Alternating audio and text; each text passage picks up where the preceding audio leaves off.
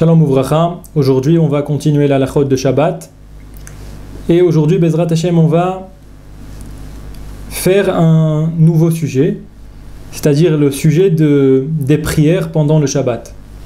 Si maintenant quelqu'un il s'est pas rendu compte et il a fait toute sa Hamida, c'est-à-dire toute sa prière le jour de Shabbat, et il a fini sa prière, et il se rend compte comme quoi il a oublié de faire la prière de Shabbat et il a fait la prière de la semaine, c'est-à-dire il a dit Atachonen, il a dit Ashivenu Avinu pendant Shabbat et il ne s'est pas rendu compte jusqu'à qu'il a déjà fini toute sa prière.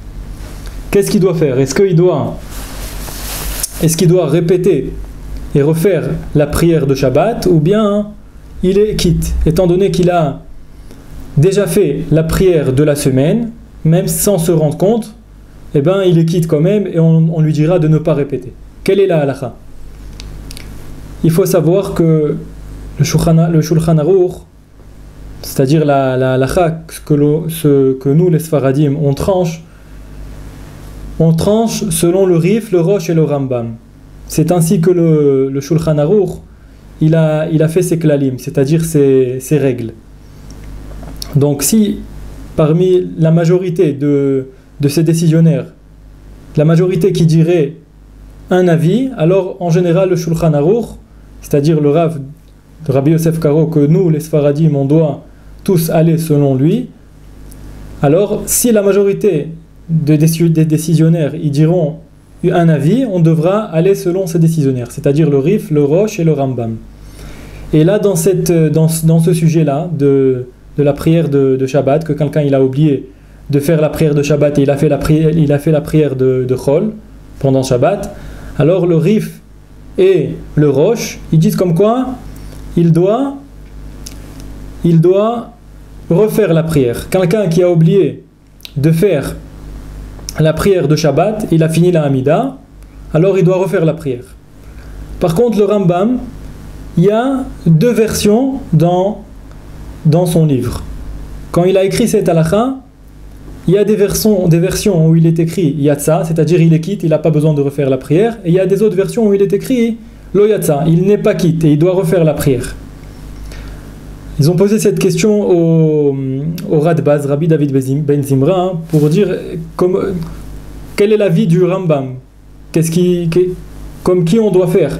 Est-ce qu'on quelqu'un qui se trompe le soir ou le matin ou l'après-midi pendant Shabbat, il a oublié complètement de faire la prière de Shabbat, il devrait la refaire ou pas?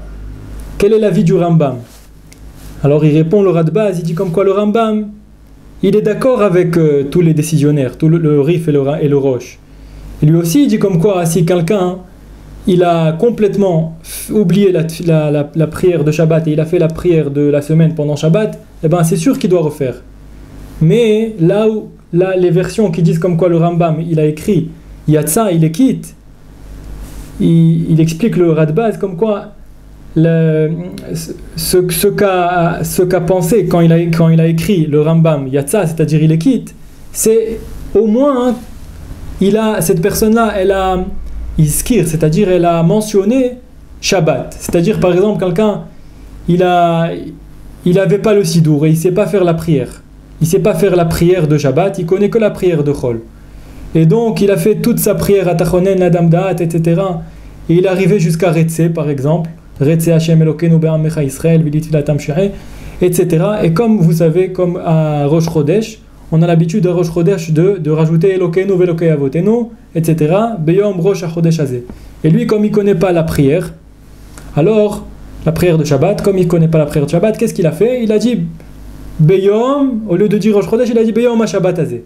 Donc dans un cas pareil, que quelqu'un ne connaissait pas la prière de Shabbat, alors il dirait le Rambam que si quelqu'un il a fait sa prière ainsi, qu'il a fait toute la prière de la semaine pendant Shabbat, mais il a mentionné, par exemple dans Retse, Elokeinu Ve'elokei Avotenu, Beyom HaShabbat Hazeh, s'il a mentionné le mot Shabbat, alors il explique le Radbaz que là le Rambam il dit comme quoi tu n'as pas besoin de répéter ta tfila étant donné que tu as mentionné le Shabbat dans ta tfila.